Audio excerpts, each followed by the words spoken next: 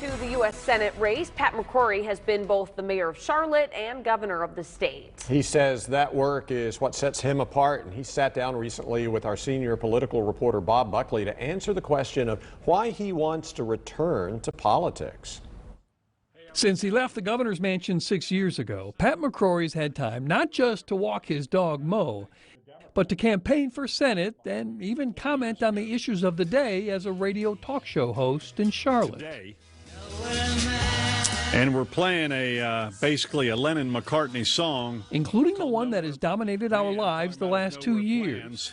And we're about to find out if there are going to be any more plans about killing the economy in North Carolina regarding the virus. Looking back at the pandemic, what did we learn that we should take into the next pandemic, because there will be one? When Governor Cooper announced that we're going to close bars but keep breweries open, close churches and gyms but allow Walmart and Lowe's to be open, everyone knew it wasn't science, it was politics. With Ronald Reagan as his political role model, McCrory was mayor of Charlotte for 14 years before spending a term as governor, two jobs he says would make him a better senator. But right now, the only people we have in Washington are people who've only been to Washington. And frankly, I think we need more people who serve in Washington who understand the role of local government and state government, as I do. But it was a federal government move over the last 2 years that made McCrory decide to run for Senate. The biggest mistake the federal government has made in my lifetime regarding domestic policy is paying people more not to work than to work when their job open signs everywhere. And that's not McCrory's only complaint with Washington. The number one thing we hear from voters is they're worried about inflation. So what's the government role in that? Because to be honest, there's not a lot the government can do. Absolutely, there's things the government can do. $40? Are you kidding me, Joe Biden? He says it starts here at the gas pump. It's bankrupting the middle class and it's going to starve the poor.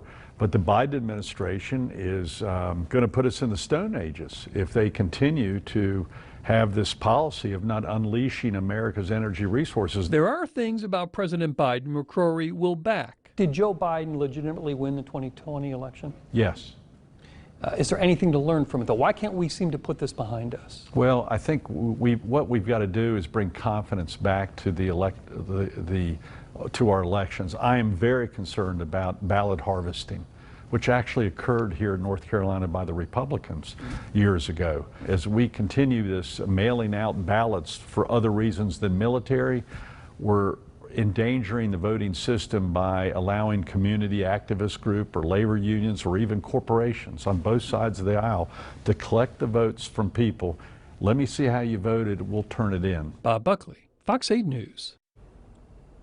Now, currently, Congressman Ted Budd has a comfortable lead in the most recent polls over his Republican primary competition for this Senate seat. McCrory is second, followed by former 6th District Congressman Mark Walker of Greensboro. Well, 1 week from this evening, you will be able to hear directly from North Carolina's Republican candidates for U.S. Senate ahead of the primary, which is set for May 17th, and hear why they deserve your vote. Fox 8 will host an exclusive live debate here in the Fox 8 studios, again, 1 week from this evening, Tuesday, April 26th at 7 p.m. This debate will air on Nexstar television stations statewide. Fox 8's Bob Buckley will be the moderator. Again, that will be right here on Fox 8 next Tuesday evening at 7 o'clock. Pat McCrory and Mark Walker have agreed to join the debate. An offer has gone out to Ted Budd, but he has not accepted the invitation, at least not yet.